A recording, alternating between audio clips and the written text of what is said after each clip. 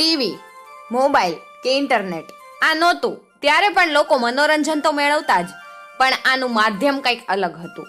ત્યારના લોકો મનોરંજન મેળવતા એનું માધ્યમ હતું લોકવાર્તાઓ, જે હાલના સમયમાં વિસરાતી જાય છે. આવી જ એક લોકવાર્તા કે જે તમને મનોરંજનથી ભરપૂર બનાવશે એવી વાત આજે આપણે કરવાના છીએ, અને વાતનું નામ છે ગાંગલી. ખોડીદાસ પરમાર નોંધે કે ઉમાબેન ગઢવી કે જે ભાવનગરના છે, 1943-44માં સ્કૂલમાં એમણે આ વાર્તા સાંભળેલી અને એને શબ્દરૂપ આપેલું. એક હતી ગાંગલી, સાવ અક્કલની ઓથમીર, મોટી 12-13 વર્ષની થઈ તોય કામકાજના કાંઈ ઠેકાણા નહીં. વાત વિગત કાંઈ હૈયે નોરે, બધુંય ભૂલી જાય. એની બા કે, એલી ગાંગલી, તું તો હાવ ભોટની ભોટ જ રહી. બધાયની તારી જેવડી છોડ્યું તો કેવાય રૂપાળા અને અક્કલ હોશિયારીના કામકાજ કરે. તું તો આવડી મોટી થઈ તોય ક્યારેય પોતાની અક્કલ ચલાવી તે કાંઈ કામ કર્યું? ત્યારે ગાંગલી કહેતી, બા તું મને વૈઢમાં, હવે તારી વાત હું ક્યારેય નહીં ભૂલું, હું બધું યાદ રાખીશ. એક દિવસ ગાંગલીની બા નાના ભાઈનું ખમીસ હાંતી હતી. બુતાન બધાય તૂટી ગયા, પણ ઘરમાં એકેય બોતાન નહોતું. એની માં કે, એલી ગાંગલી, તું જાન બાપુ બજારેથી ખમીસ માટે બુતાન લઈ આવી. તે ગાંગલી કે, ભલે બા, હું બુતાન લઈ આવું. અને બેન ઉપડ્યા બુતાન લેવા.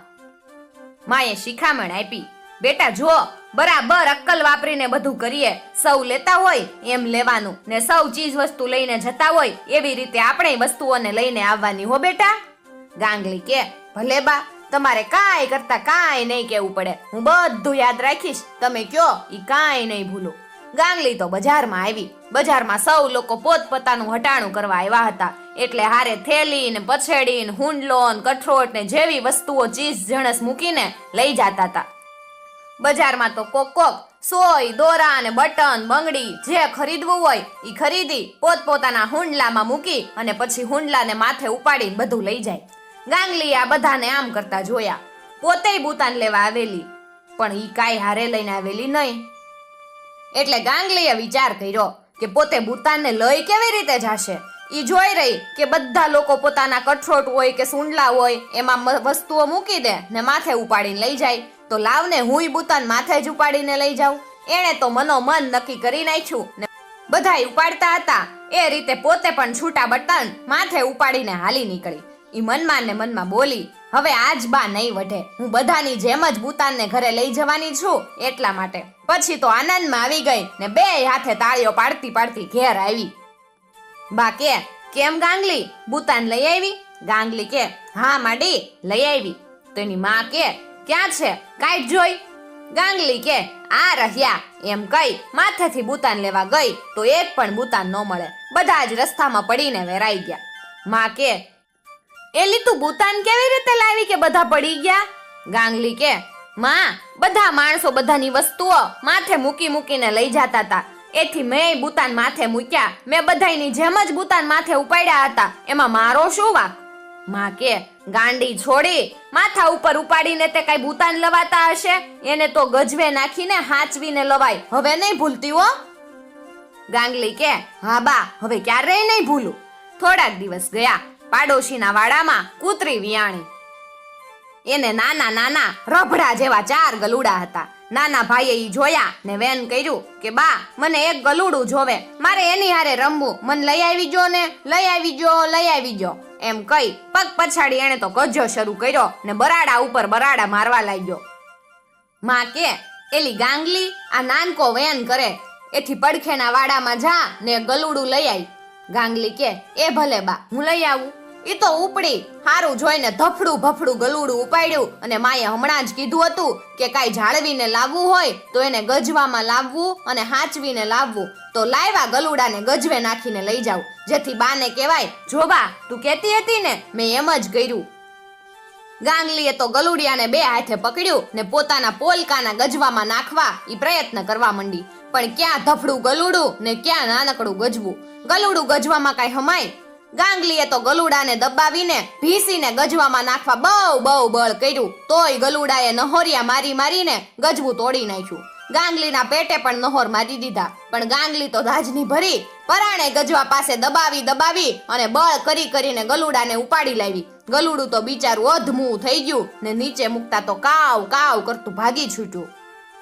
એક તો ગલુડાને આવી રીતે લઈ આવી ને ઉપરથી પોલકું ફાટી ગયેલું. ઈ જોયું એટલે માં ચીડાણી, મર રે વાલા મોઈ, ગલુડાને કઈ આવી રીતે ગજવામાં નાખીને લવાતું હશે? એને તો ગળે દોરી બાંધી ને આપણી પાછળ ખેંચતું લઈ આવવું જોઈએ, સમજી કે નહીં? ગાંગલીએ તો શાંતિથી કીધું, સમજી ગઈ બા, હવે નહીં ભૂલું હો બા. મોળાકત પહેલાનો જેઠ મહિનાનો આતવાર આવ્યો એટલે ગાંગલી કે, બા મારે મોળાકત કરવા એટલે આતવાર કરવું ને? એની માં કે, ભલે. ગાંગલી તો માથે નાઈ બપોર થતા વાળ સુકાઈ ગયા એટલે માં કે, બેટા ગાંગલી. તો ગાંગલી કે, બોલ ને બા. એની માં કે, જાને બાપુ બજારે જઈ 2 આનાનું ધૂપેલ લઈ આવીને તારા માથામાં નાખી દઉં. આ લે આ શીશી, જો હાચવીને લાવજે હો. ગાંગલી કે, ભલે બા, હાચવીને જ લાવીશ. ગાંગલી તો બજારે ગઈ, 2 આનાનું તેલ શીશીમાં લીધું. હવે આ શીશીને લઈ કેવી રીતે જવી? એને તો યાદ આવ્યું કે માએ કીધું તું કે કાંઈ લાવવું હોય તો એને ગળે દોરી બાંધવી અને ખેંચતા લઈ અવાય. લાય એવી જ રીતે લઈ જાવ. એને તો એક લાંબો લીરો શોધી કાઢ્યો અને શીશીના ગળે બાંધી દીધો. પછી તો તેલ ભરેલી શીશીને પોતાની પાછળ ખેંચતી ઘેરે આવી. માં કે, તેલ લાવી બેટા? તો ગાંગલી કે, જુઓ આ રહ્યું. એમ કઈ માને શીશી આપી તો શીશી તો ખાલી ખમ, બધુંય તેલ રસ્તામાં ઢોળાઈ ગયું. માં કે, છોડી તેલ કેવી રીતે લાવી તું? તો ગાંગલી કે, તમોએ જ કીધું તું કે ડોકે દોરી બાંધીને પાછળ ખેંચીને અવાય, એવી રીતે લાવી વળી. માં કે, અરે ગાંડી, હાવ ગાંડી તે ગાંડી જ રહી. તેલની શીશીને એવી રીતે લવાતી હશે? તેલની શીશીને તો 2 હાથે પકડીને બાથે ભીડીને લવાય. ગાંગલી કે, બા હવે નહીં ભૂલું હો. એક સાંજે માં ગાય દોવા બેઠી. વાછરું વાડામાં બાંધ્યું હતું અને ગાયને ખાણ મૂક્યું, નોંજણું બાંધ્યું ને માએ કીધું, ગાંગલી બેટા આ ગાયના વાછડાને જલ્દી લાય તો બાપુ. ગાંગલી તો ઉતાવળે વાડામાં ગઈ. વાછડાને છોડીને તેને 2 હાથે પકડીને બાથમાં ઉપાડવા પ્રયત્ન કરવા લાગી, પણ જોરદાર વાછડો કેમેય કરીને એના હાથમાં નોરે. પણ ગાંગલી વાછડાને છોડે એમ ક્યાં હતી? એણે તો વાછડાને બરોબર પકડી દબાવીને તેડ્યો અને દબાવી જોર કરી તેડી ઉપાડીને ઓશરીમાં લાવી. પાછી ગાંગલી એની માં કે, માં વાછડો તો બહુ બળુકો, મેં પકડ્યો તેડ્યો અને કોક તોબા કરી અને માંડ લાવી. માં કે, અર છોડી, વાછડાને આમ તેડીને લવાય? એને તો આપણી મોર હાંકવાનો અને જો રસ્તામાં ઊભો રહી જાય, હાલે નહીં તો દંડીકો મારવાનો, એટલે ઈ વાહો વાય હાલવા માંડે, સમજી ગઈ? ગાંગલી કે, ભલે બા, હવે એમ જ કરીશ. તમે કીધું ઈ હવે હું ક્યારેય નહીં ભૂલું હો બા. આ વાતને થોડાક દિવસ ગયા હશે. પડોશીની દીકરીનું વેવિશાળ મોટા શહેરમાં થયેલું. તે એના ઘરેણાં લુગડા લઈ એની સાસુ આવેલા. ગામમાં તો એવો રિવાજ કે સગાવાલા કે આડોશી પાડોશીના ઘેર મહેમાન આવે તો આજુબાજુના અને પડોશના ચા પાણી પીવા માટે બોલાવે.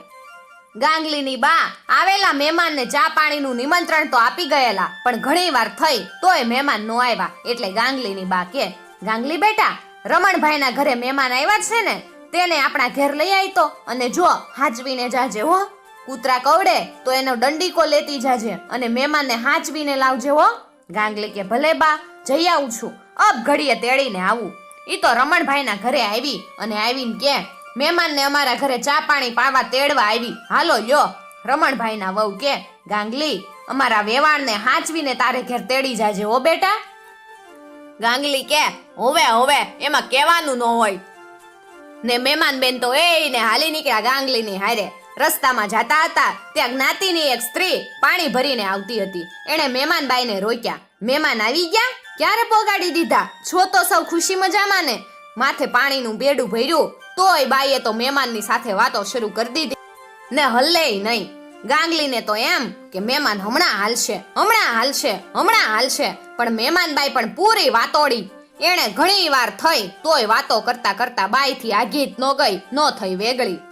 ગાંગલીને તરત યાદ આવ્યું, હું ગાનો વાછડો તેડીને આવી હતી ને, ત્યારે બાઈએ કીધું તું જો રસ્તામાં ઊભો રહે અને આગળ ન હાલે તો દંડીકો ફટકારવાનો, ઈથી તરત આગળ હાલવા માંડશે.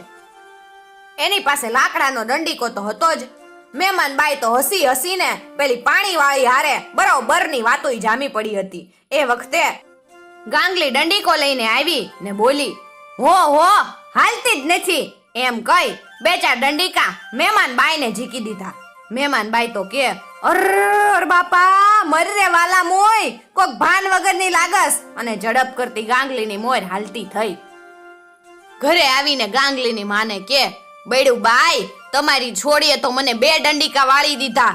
છોડીનો હાથ બહુ ભારે, જોતો ખરા કેવા લીલા કાચ હોળ ઉઠી ગયા.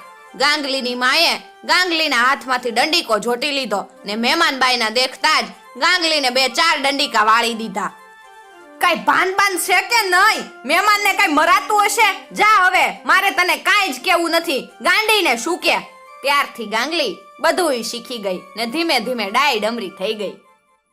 મિત્રો, આવી જ બીજી લોક વાર્તાઓ સાંભળવા માટે ચેનલને જરૂરથી સબસ્ક્રાઇબ કરી અને સાથે આપેલું બેલ આઇકોન પ્રેસ કરજો, જેથી આવનાર નવા વિડીયોઝની નોટિફિકેશન સૌથી પહેલા તમે મેળવી શકો.